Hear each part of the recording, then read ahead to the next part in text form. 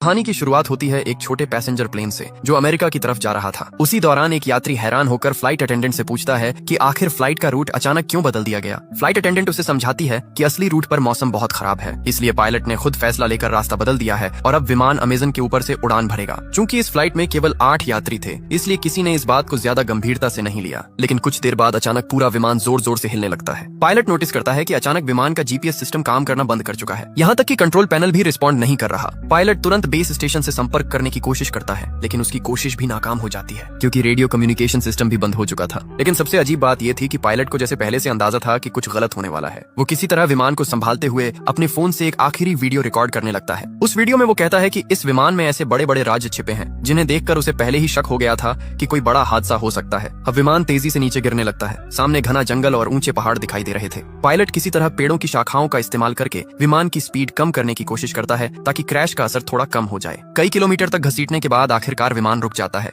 यहाँ मौजूद लगभग सभी यात्री जिंदा बच जाते हैं, लेकिन फ्लाइट अटेंडेंट जिसने सीट बेल्ट नहीं पहनी थी वो मौके पर ही मर जाती है। अब सभी यात्री घबराकर एक दूसरे से चर्चा करने लगते हैं कि आखिर अब उन्हें क्या करना चाहिए। वो लोग पहले ये कंफर्म करते हैं कि फ्लाइट अटेंडेंट के अलावा किसी को कोई गंभीर चोट नहीं आई। इसके बाद 2 यात्री जल्दी से कॉकपिट में जाकर पायलट की हालत देखने लगते हैं, लेकिन वहाँ का दृश्य देखकर वो दंग रह जाते हैं। कुछ पेड़ों की बड़ी शाखाएं पायलट के सीने के आर पार हो चुकी थीं, फिर भी वो किसी तरह जिंदा था। दोनों यात्री धीरे धीरे सीट हटाने की कोशिश करते हैं ताकि पायलट ठीक से सांस ले सके। तभी अचानक विमान के बाहर आग लगने की आवाज आती है। सभी यात्री तुरंत विमान से बाहर निकल जाते हैं और आग बुझाने की कोशिश करने लगते हैं, क्योंकि अगर पूरा विमान जल गया तो रेस्क्यू टीम आने तक वो लोग रहेंगे कहाँ। कुछ समय बाद हालात थोड़े शांत होते हैं। अब सभी 8 यात्री एक साथ बैठकर समझने की कोशिश करते हैं क्या आखिर रूट बदलने के बाद वो अमेजन के किस हिस्से में आ गए। किसी के फोन में कोई सिग्नल नहीं था, मतलब इस घने जंगल में सैटेलाइट फोन के बिना बाहर की दुनिया से संपर्क करना लगभग नामुमकिन था। ये जंगल सैकड़ों मील तक फैला हुआ था, यहाँ से पैदल निकलना भी असंभव जैसा था। सबसे बड़ी समस्या ये थी कि बाहर किसी को ये तक नहीं पता कि उनका विमान यहाँ क्रैश हुआ है, मतलब कोई उन्हें ढूंढने भी नहीं आएगा। तभी यात्रियों में से एक आदमी जिसका नाम जैक था सबका परिचय जानने की बात करता है। वो कहता है कि अगर सब एक दूसरे को समझेंगे तभी मिलकर सही फैसला ले पाएंगे कि आगे क्या करना है। जैक अपना परिचय देते हुए बताता है कि वो एक इंश्योरेंस इन्वेस्टिगेटर है। उसका काम लोगों को इंश्योरेंस फ्रॉड करने से रोकना है। वो अपना एक केस खत्म करके अमेरिका वापस लौट रहा था। इसके बाद दूसरा यात्री अपना नाम केविन बताता है। वो पेशे से एक डॉक्टर था। केविन बताता है कि कई साल डॉक्टर रहने के बाद उसने मेडिकल इक्विपमेंट का बिजनेस शुरू किया है और उसी काम से वो वापस अमेरिका जा रहा था। डॉक्टर केविन पायलट की हालत देखकर समझ जाता है कि उसकी वोकल कॉर्ड डैमेज हो चुकी है, इसलिए वो बोल नहीं पा रहा। लेकिन वही इकलौता इंसान था जो शायद उन्हें यहाँ से बाहर निकाल सकता था, इसलिए उसे हर हाल में बचाना जरूरी था।